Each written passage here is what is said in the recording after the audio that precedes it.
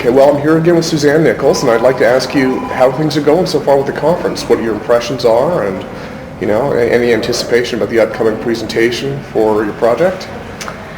My impressions, should I be looking at you or at the camera? Does it matter? I can edit it. All right. My impressions thus far are that the non-F section groups I have found to be very conventional, hardworking people, rather depressed. And the F section is where it's at as far as I'm concerned. High energy, lots of great ideas, collaborative attitude, and a lot of wonderful things, potentials coming for the future. And in terms of this afternoon and Danielle's, I'm thrilled. And a lot of anticipation for that. Absolutely. Now, you're, again, presenting from Ramtha School of Alignment, RSC down in Yelm, but Mike Wright and Greg are also here from RSC. Yes, they're here to demonstrate, and I'm sure they're pumped for that. I'm here strictly as an observer, and my intention is to videotape Danielle and continue to support her in her work. Now, when they do their presentation, can you tell me a little bit about what it'll involve? I mean, meditation, definitely, right? But also... When they do their demonstration? Yeah. I think it would be wiser to ask them. I have been on the force plate a couple of times myself. I know what I do, and the results that I get when I do what I do. But in terms of them, I think everyone's very unique and individual to each person. Yeah, well, I'm just wondering kind of what it might look like for kind of the audience to try and visualize. They're on a plate, right? And yeah, as I understand it, they'll be on a riser with the force plate and then a piece of plywood to distribute their weight evenly, and the body will be absolutely still, and they are masters of that.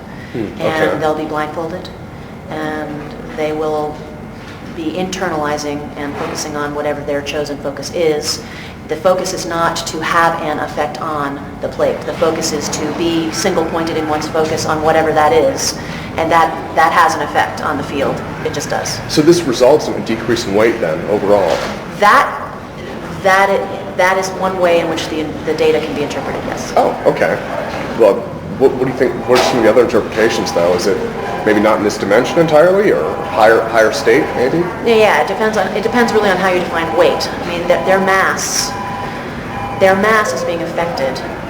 The field around them is being affected, but what exactly those parameters are and how to define all of that, I don't think anyone is in a position to fully define that yet. Well, I think it's great to finally see RSC doing presentations to the scientific community. One of the things that makes the school really unique is it has a large student body to draw from, and it's doing very rigorous experiments and collecting lots of data on it. So, you know, the RSC really has more understanding of psychic phenomena and what the powers of the human mind than really any other organization out there right now. Well, I would say, first of all, RSC is facilitating the collection of the data, but Danielle and the Northwest Frontier Research Institute is actually doing the data collection, and they are allowing that to occur. And hopefully, and I think she would concur, but you'd have to ask her, that this will open the door to more people who may have other kinds of ways of interpreting the data to come forward, either from the student body or from outside the student body. Sure. Preferably from within the student body, because the experiential aspect, at least I think, is vital to being able to interpret the data correctly. Yeah, it's definitely interesting to see how it's progressing in terms of the conference, being able to open up a little bit more and allow different approaches to these concepts and technologies in. So, well, yeah, your comments on kind of the mainstream community I kind of felt the same way, I guess. And it is a little bit disheartening. It was, well, I guess the average age of the engineer now is 55 years old, so it's kind of a dying breed. They're aging out of their careers. Well, I was speaking with a gentleman yesterday. When I had the opportunity to judge the kids, and I was in section 3, and there was another one of the judges there who is French and is a professor, researcher, teacher here at the University of Mexico, and he was saying how impressive the lack of preparation coming into the graduate work from out of the United States school system really is, and how dangerous it really is becoming, because I mean, it's public knowledge now that the United States is falling behind in these areas, and we are with an administration right now which can talk all at once to about No Child Left Behind and can talk all at once to about education, but meanwhile, what is it cutting? And what is it? What really can we do? So the question is, what really can we, not can they, but what can we do to improve the situation in terms of, I think, early childhood education? And well, I've really wondered if maybe this is a media culture issue as well. I mean, when you look at going to the moon in the 1960s, at the time, in terms of, it was new and it was exciting, and part of it is, it's kind of the second time around for some of these projects, but I think the other part is, we're used to such compelling TV and news and information that, unfortunately, things like going to the moon I don't think are as captivating as they used to be. So I wonder if that might also be part of the problem, Well, I think it's an unfortunate state of affairs when one truly thinks that going to the moon is no longer compelling as an experience. I don't mean as a theory, I mean as an experience. Sure. When I was talking sure. to these kids yesterday who did their project statement was make a resort on the moon. Not a scientific laboratory, but a resort. So they were specifically being asked to export tourism. They were being asked to develop space tourism from their perspective. And I found, that in of itself was a little bit iffy. That's something, we've covered that a fair amount with X Prize interviews, and then we've been trying to get interviews with Burt Rutan and some of the others. They're so busy, though, it's almost impossible to schedule anything. And the thing that has always worried me is the price on that is so expensive. Without the breakthrough propulsion technologies, I mean, many people have called it space travel for the rich. And so one of our worries has always been, will this ever filter down to the common man, the average guy on the street who can, go on a vacation just like you would to Bermuda or anywhere else? Well, personally, why would, to me,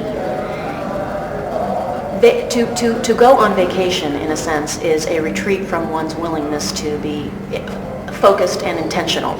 Sure. That's what vacation sure. means. And that if there's truly going to be evolution here, then looking at space as just another place to take a vacation is not, I don't think that is a productive and progressive way to go. It's not that. Does that seem like tourism then? It may be a commercial road, but not necessarily the best path to take, do you think? In my humble opinion, absolutely. Well, I could definitely see your point. And it does, in a way, it almost commoditizes space travel, I guess. That's the other part, the challenge of making it mundane. And if it becomes boring, then what's the result? What does that mean to mankind? Does that mean it's not even worth going because we've already been there? That's right. Where's the sense of wonder? If you take with you the mind you already have into the unknown, it is no longer an unknown.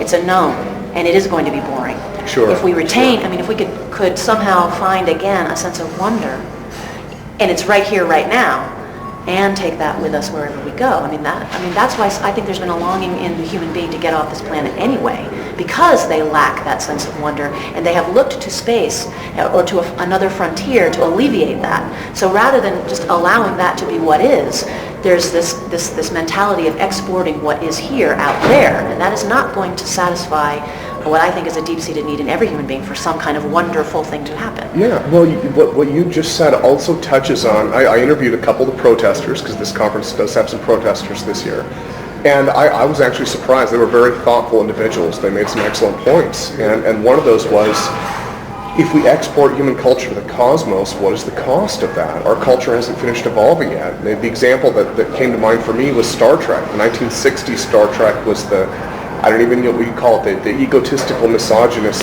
out in space conquering everything. And if you fast forward 30 years, it had evolved to the point where they were starting to consider the moral issues involved with exporting mankind to the stars. So, they were also obviously concerned about just the idea of putting nuclear propulsion in space, which again reinforces Section F. So I don't know. It's interesting debates. Yes, it is. Well, thanks again for your time, Suzanne. Thank you.